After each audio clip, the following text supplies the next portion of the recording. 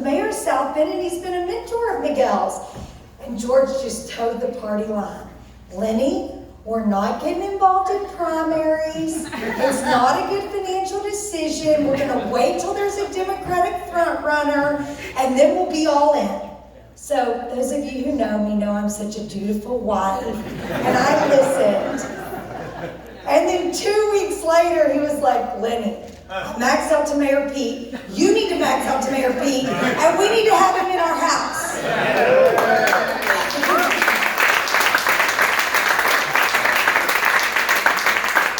So today's the day to break all the rules. If you were thinking about not getting involved in a primary, then just step on in, the water's fine.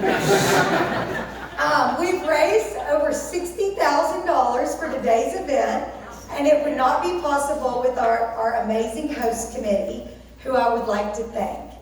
Tom, Bridget, Becky, Kathy, Ryan, and Sean Black, Lou Ann and Jeff Bodie, Russell Budd, Faisal Haloum, William Harding, Roger Horchow, Elizabeth Karpitas, Brad Nitschke, Andy Smith, and Paul Von Wupperfeld. And now I'd like to turn it over to George to introduce the mayor. Well, thank you all. Thank you all for your generosity. The donations, your attendance have made it a huge success. I didn't know what number to anticipate, but you exceeded what I had in my mind generally. And so Mayor Pete is a native of South Bend, Indiana. He went to Harvard College. He did a Rhodes Scholarship in Oxford University in England, and then worked at McKinsey & Company. So he had this tremendous pedigree and this tremendous trajectory, and he could have done extremely well in the private sector, but instead veered to the public sector and to public service, which I find very commendable. Pardon me. So then he got into the public sector, and let's see, what did he do? He started with being a mayor in South Bend, Indiana. Pardon me, I was a little nervous, but I'm feeling good. He was the mayor in Indiana, South Bend. He's done a lot there. The whole South Bend area is part of the Rust Belt area, which has had a lot of problems with job displacement and such. He tackled that largely with a real estate agenda, whereby he kind of tore down and demolished a lot of buildings and houses that were really unattractive, and he's really gentrified and beautified the entire city. And in doing so, he's attracted a lot of good companies that employ a lot of the people that live in the city, and has really helped the unemployment rate. So that's been very helpful. The city's largely been rejuvenated under his leadership. He also did something which is highly unique for a mayor to do. He spent 7 months in Afghanistan, and that's because he was in the reserves, and he was called while he was a mayor to go and serve. And I guess you probably have the prerogative to decline if you're a mayor, but he took it, the call to action, and he spent 7 months in Afghanistan while a sitting mayor, and served honorably. Came back and then made a big decision before he ran for re-election, which was to make his private life public. Did that. It was a very courageous decision, and it was also a courageous time to make the decision right before running for office and all the vulnerability that entails. And he won, incidentally, with over 80% of the vote. So won by a huge margin, and did extremely well. And now he's, of course, running for president, as we all know, and he's been ascending in all the polls. I think he announced, I lose track, but it's been maybe a month or something, been ascending in the polls, doing very well, and he was second in the New Hampshire primary poll, and the future is looking very bright. So thank you all, and please welcome Mayor Pete.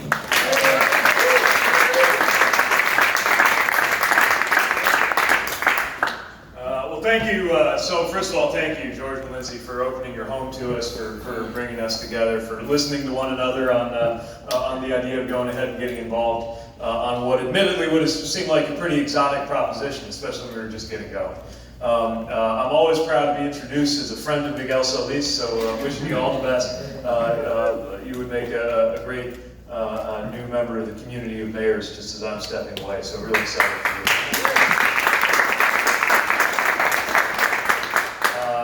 To each of our co-hosts, thank you so much for bringing us together. And I do need to single out Tom and Bridget just for a minute, because if you haven't been to a Notre Dame football game, you have missed out on the experience of meeting a Texan in South Bend, proudly serving hot dogs flown in from Buffalo. But it's one of the treats to being anywhere near Notre Dame Stadium, and thanks for being such a good friend to Indiana in a great many ways, and to us in particular. So things are going pretty well. A little better than we expected, to be honest. We thought we would be spending this phase of the campaign closing out the project to helping people figure out how to say my name, defending the idea that we deserve to be in the race at all, and clawing our way into qualifying for the debates. Instead, what we found is that there's tremendous traction around the country for the message that we've offered. And the very things that made my campaign so unlikely are the things that are making it work. The idea, for example, of the mayor, which is admittedly not a traditional background to jump into the presidency. You were expected to have soaked in Washington for quite a while. And yet we're in this moment that's very much a season for local leadership. It's a season for mayors. And I think there's an appetite among voters and certainly within our party for anything we might be able to do that would get Washington to start looking a little more like the community of American cities and towns before the reverse starts happening. Because it just might be the best run level of government that we still have. The local, where you don't get the luxury of printing more money if you can't make the budget balance, where you would never consider shutting down a government at the city level because you couldn't agree on policy. It's unthinkable. We deliver water, you need water to live, so if there's a problem, you fix it and continue delivering. And we need, I think, a little more of that brought to our national politics. And it turns out it hasn't been as hard to sell as I might have thought to ask people to see that. It's also unusual for somebody from a red state to step forward in this way. And as fellow red state Democrats, I feel your pain. But also look at the energy that's actually there in these allegedly deeply conservative states that are actually thinking for themselves and showing signs of changing. It is written nowhere that any state must be the property of one political party or another. And what we're finding is that different parts of the country can offer leadership in our party. And in particular, coming from the exact kind of community that this president sought to appeal to, with a message of stopping the clock and turning it back and making America great again, is a message that is directed to communities like mine, be they industrial or rural or even urban. Any community that has in common this quality, the young people grow up being told that their only chance at success is to get out. And that was the message that we heard growing up in a place like South Bend. And yet South Bend's story over the course of this decade has been the reverse. That if we acknowledge that the future is not going to look like the past, if we move past nostalgia and resentment and fashion a different future for ourselves, that we can get onto a better path. And that to me is living proof of how you cannot have an honest and constructive politics that is built around the word again. It has to be built around an idea of the future that is better than your past. Which brings me to the third attribute that made me kind of unlikely, which is the fact that I don't have quite as much silver hair as would be expected of somebody running for this office.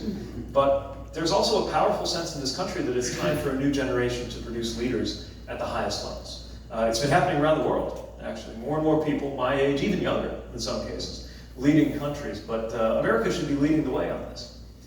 We should be ready to elevate voices from a generation that has so much at stake.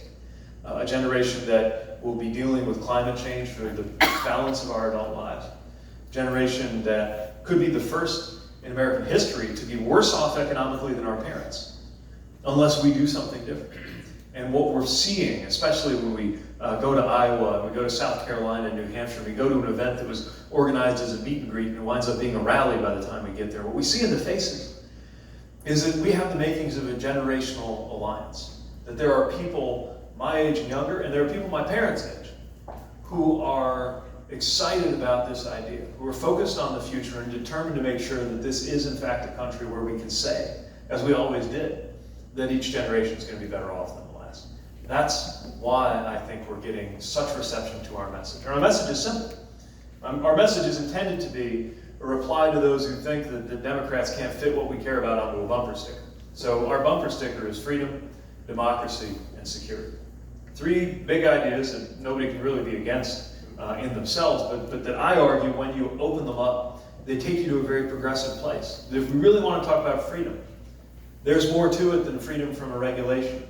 or a tax. That it also means not just freedom from, but freedom to. That you're not free if you're afraid to launch a small business, because leaving your job would mean losing your health care. That you're not fully free if you're a teacher, prevented from practicing your craft in your classroom. That you're certainly not free if a county clerk gets to tell you who you ought to marry based on their interpretation of their religion. That's freedom too.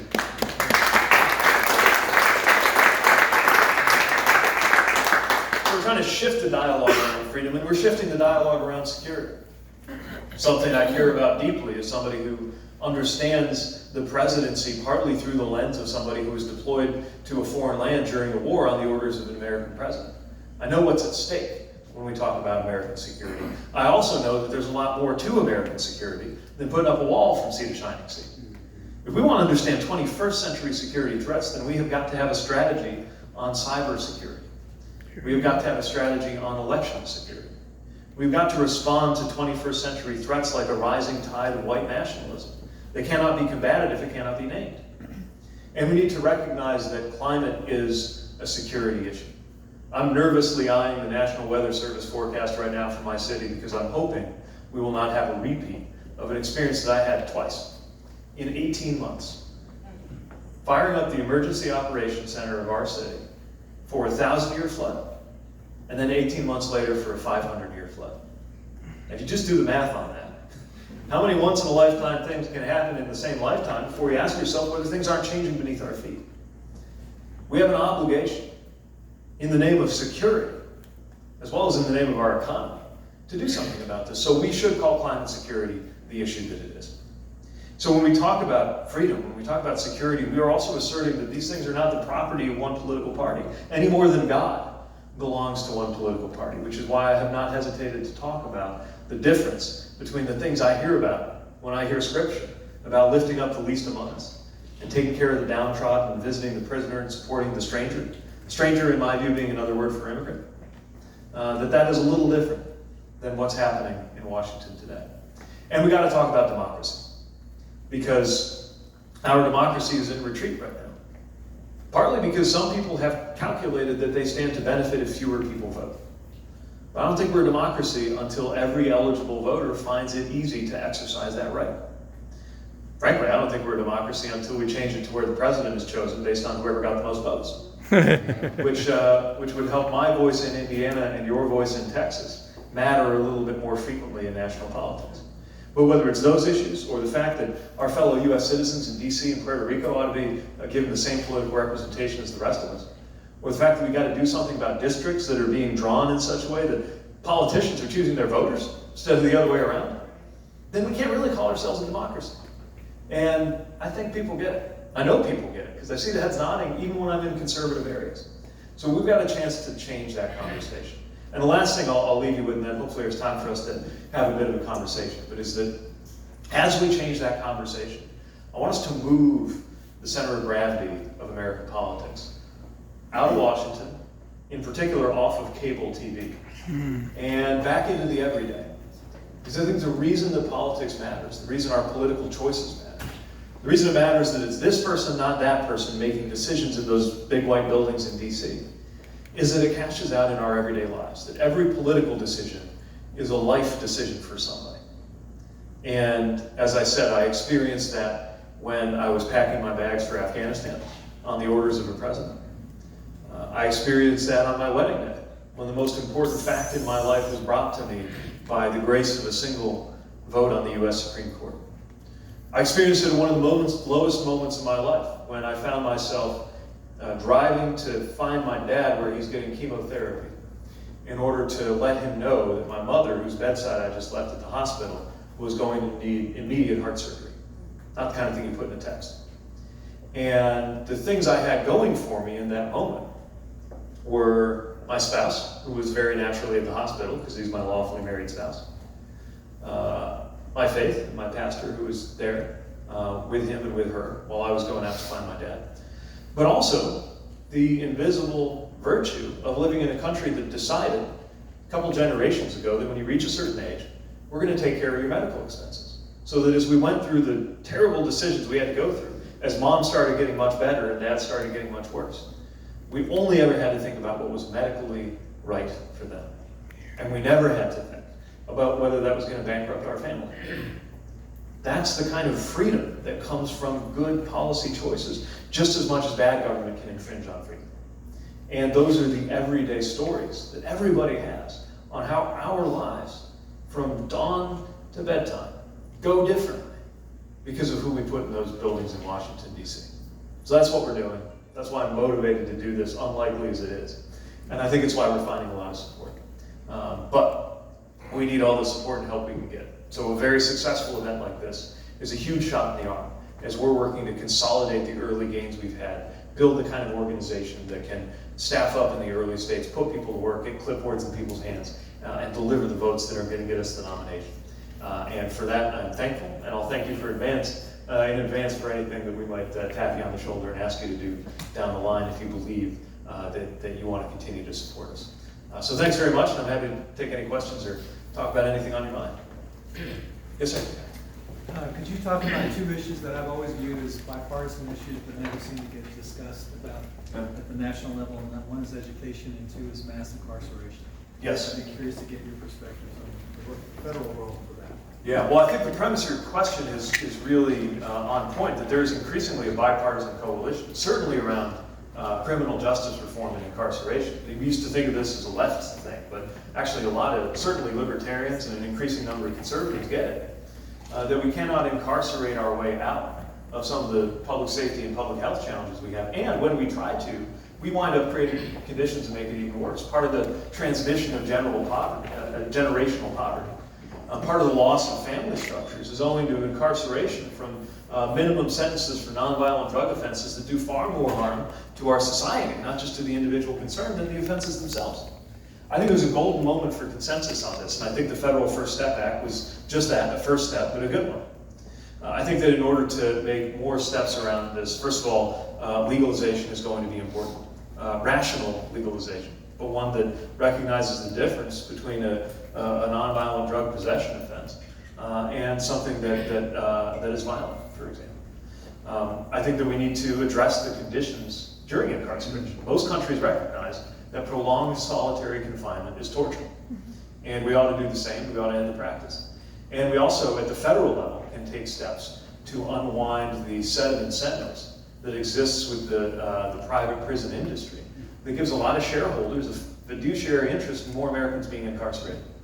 In Indiana, they compute the number of people who are going to be needed, the space they're going to need for prisoners, by looking at how many people started the third grade. We got to change that. And I think there's a consensus around doing it.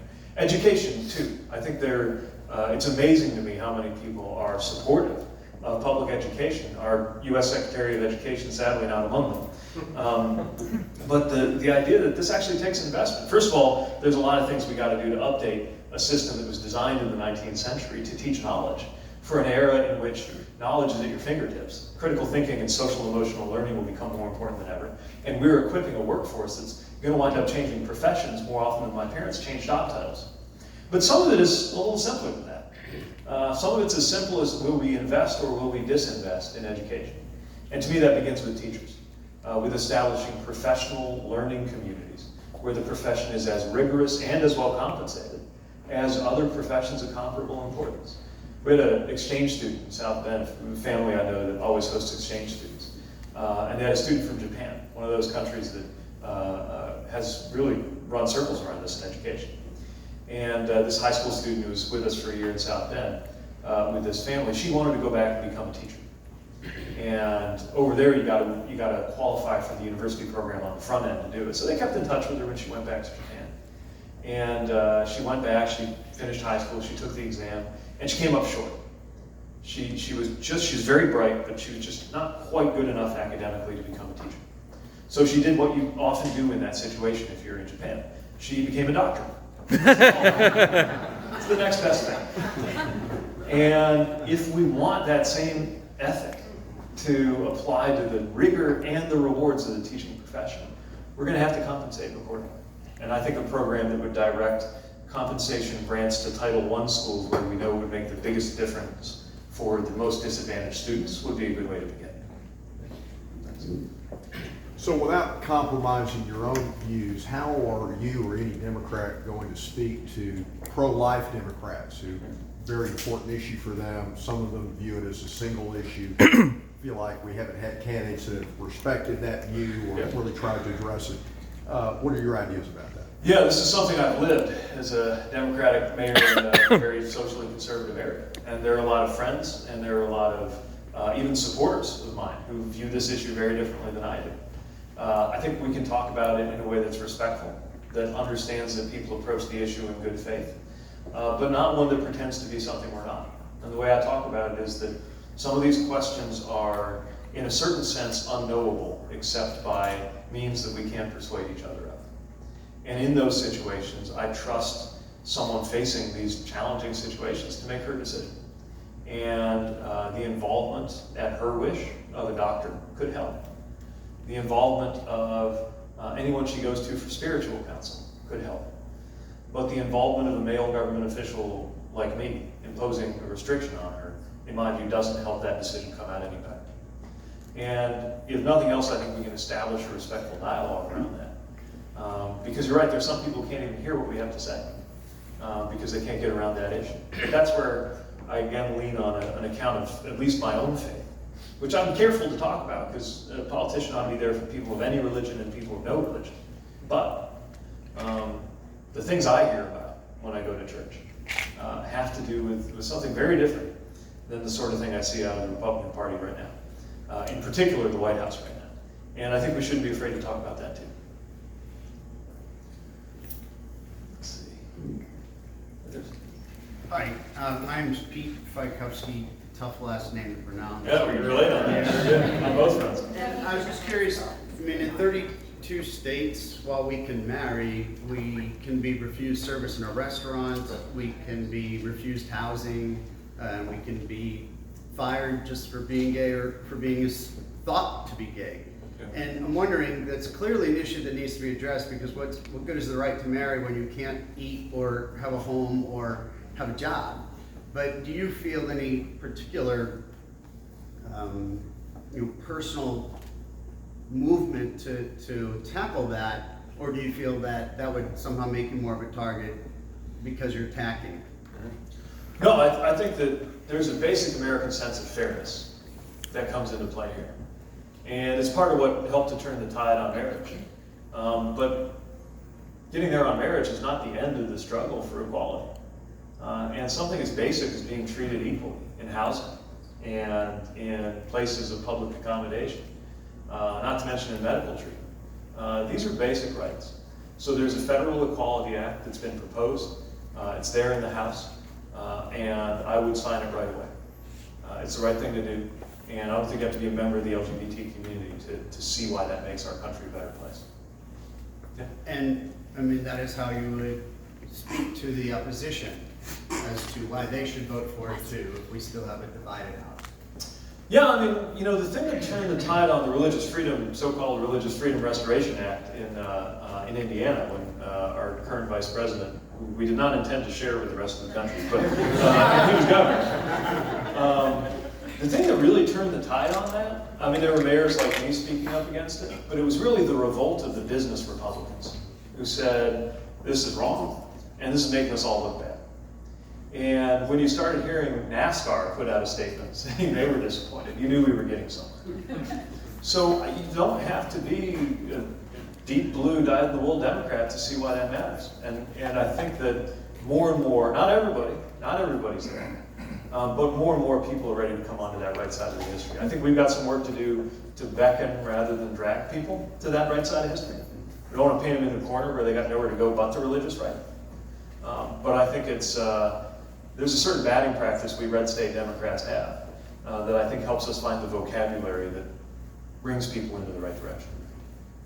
Thank you. I want to make sure, I've seen a lot of guys asking questions. I want to make sure I'm not only calling that guy. Yes? Hi, I'm Susie Edwards, and I am a Republican who has major disdain for the administration right now.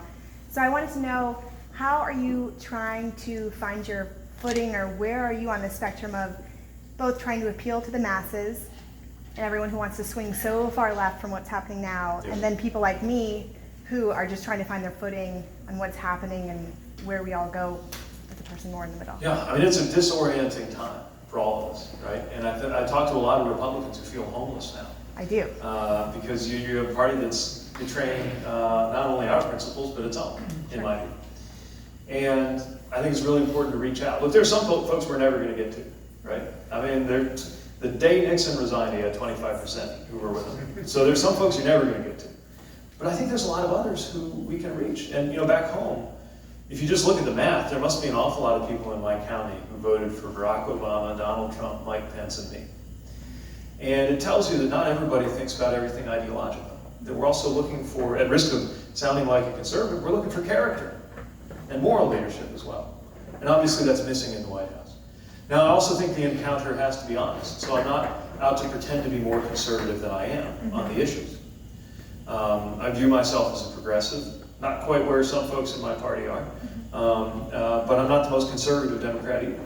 But my hope is, and what's worked for me back home, is to just respectfully explain where I'm coming from and let people decide, even if the values are a little bit different, let people decide if they wouldn't rather have somebody motivated by some set of values than somebody who's motivated by whatever is motivating folks in charge right now. And we are as delighted or more to have support from somebody who's come over from the Republican side than somebody from our side of the aisle. So thanks for opening your mind to other voices right now. Yes. Huge fan, obviously. Thank you. Sure. Thank you. I have a question. I really believe that women are going to drive this next election. Yes. How are you reaching out to the African American sisters of ours? Yeah, this is a real priority for us because what we're finding is there are some folks who naturally find their way to me, to my events, to my website, to my message. And there's some people we got to reach out and find where they are. So what worked for us in South Bend, which is, folks probably don't know this because they think of Notre Dame, but we're a very diverse community, about 40 to 45% non-white. It was quality time. It's going to the churches, going to the sororities, going to where people are, hearing about the issues that most affect the people in that community, and sharing a message that is intended to be the same. I mean, we're not making up one message for African American women and a different message for the Chamber of Commerce. Because you never want to say something to one group you'd be embarrassed to have repeated to another. But making sure that we have the right vocabulary and the right balance in what we have to say. It's tougher to do on a national level, obviously.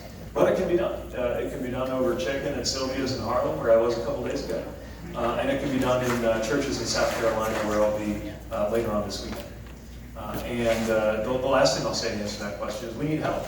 Right? The folks who come to support us also represent the campaign in its broadest sense. And so to the extent you can help draw people of different backgrounds, and in particular people of color, into this coalition, to offer us feedback, to tell us what is most important in different communities, as well as I hope to hear our message and to be moved by it. We need that to help build the broadest coalition possible. So thank you for being alive to that from where you are now. Yes, sir? How do you deal with healthcare? So here's the way I view it. Every developed country in the world has some kind of universal health care, except this one. We spend more and get worse health outcomes than those other developed countries. And it is another example of a situation where Americans have been conditioned to settle for less.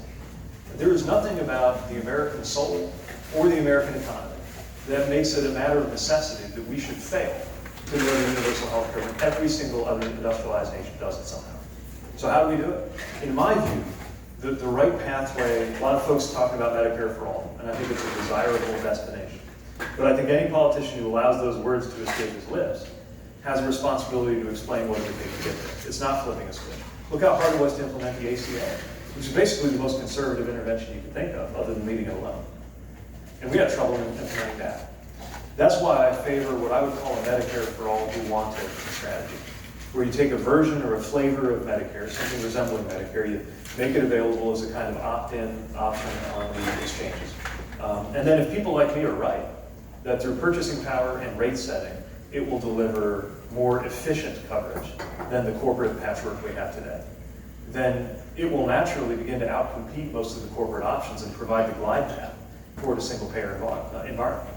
But it also serves as a dare, a kind of last call to the corporate side, saying, come up with something better. I also, if you look at the numbers, We need to do a lot of things under the hood that are not as kind of sexy, they don't stir the blood. It's things like automating the number of people who have to touch a prior authorization. There's a bunch of stuff in the guts of CMS that also needs to be reformed. Even if we have universal coverage, some of those cost factors won't resolve themselves.